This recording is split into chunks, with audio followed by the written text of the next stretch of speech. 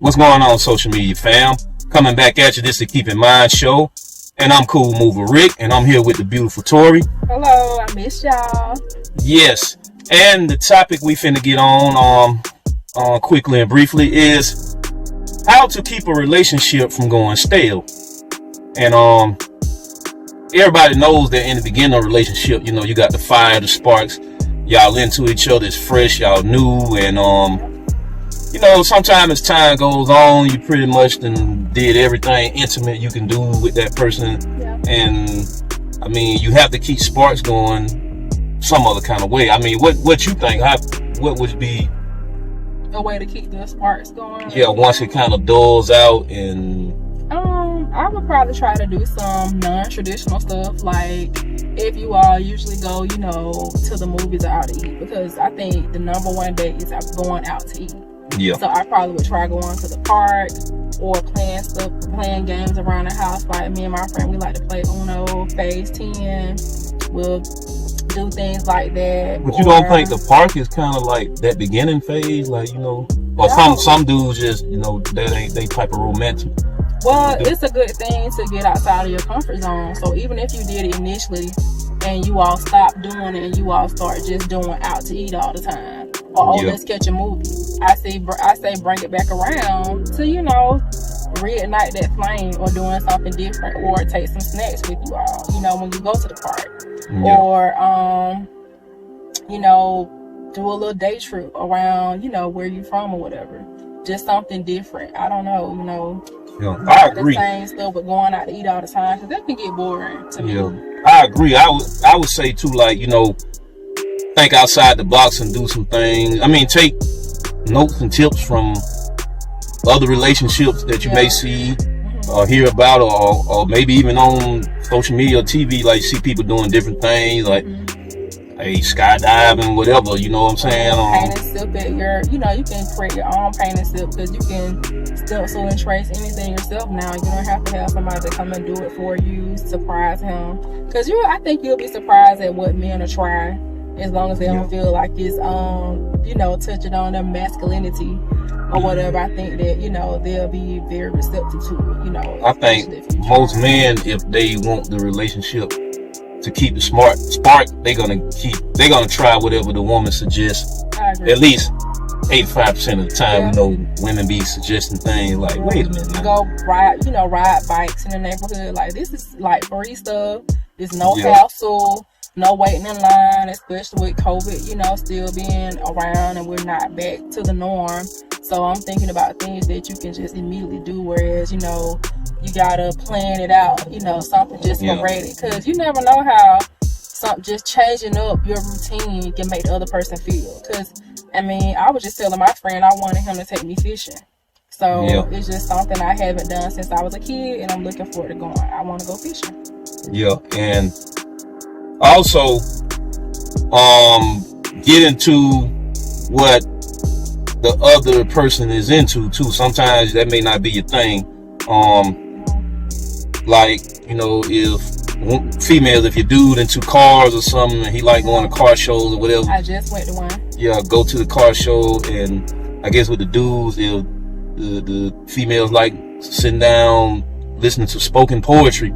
You may not want to do it, but, you know, it kind of, you know, you have to compromise somewhere, because, you know, like I said, when a relationship start getting kind of stale, and we all know, you know, after you've been with somebody about 3 years or so, you pretty much done everything intimate that you can do, like, unless you into some other stuff, like, you know, some old other, but you know what I'm saying. But if you done, you know, it really, you kind of done been everywhere, so you have to take certain things, basic things, and kind of freak them a little bit, like add a little spice to them. Role play, or, you know, whenever we take road trips, I used to look up questions, and it would be questions for people in relationships, or like just you know, what's the craziest thing you ever done, you know, in your 20s? Or what's the thing that you regret the most? Or what would you change? Like, little stuff like that. Q&A. Yeah, we would just ask these random questions, and sometimes I would look up weird stuff that, you know, it'll probably like, did you really just ask me that? It's just something to keep you thinking, on your toes, and like, you know, non-traditional questions. Yeah, and you can do that too, like to keep relationship from going stale, especially if y'all kind of got up in age and y'all met when y'all were kind of up in age, maybe mid-30s or older. Like, return the vibes to what you would have did if you had met this woman in her youth. You know what I'm saying? Things y'all would have did in y'all youth. Try that. You know what I'm saying? You never know. Like, you know, it's certain things you did in, you know, in the high school, college, or in your early 20s, and you know, refresh the relationship by, you know, getting youthful again. So that helps too. To be like, hey, let's raise this mail, like when you were kids, from this mailbox to that mailbox. Yeah. You know, just little stuff. I mean. Yeah, I just play games too. Like, you know, I know I done been in relationships and I play with the woman if I've been with a while. Like, I'm trying to, you know, come on to her like I don't even know her. You know what I'm saying? Okay. Like, you know, just, neat, you know what I'm saying? Might come up to a job or a place where I know where she at and she don't know I'm coming, and be like, you know, hey, what's your name? Who your boyfriend is? That type of stuff, you know, just to kind of bring, you know, reignite sparks. Because, you know, if y'all two good people and, you know, dude, if you know this is a good woman, and all the women, you know, you got a good dude, you don't want to let it get stale, and you don't want to let nobody get out. Be predictable. You don't want to let nobody get out your life if they good people, because we all know it ain't the easiest thing finding a good significant other. Oh yeah, in Atlanta, yeah. I could, especially probably for women, like, you know. It's but hard. We're gonna leave it alone. But we ain't gonna keep it too long. We just want to hit on that briefly. We're gonna hit on it again. This is part 1. But if anybody got any other suggestions, feel free to comment about, you know, how to keep a relationship going. We just hit on a few things. We know there's many others. Yeah, a whole lot of other things you can do.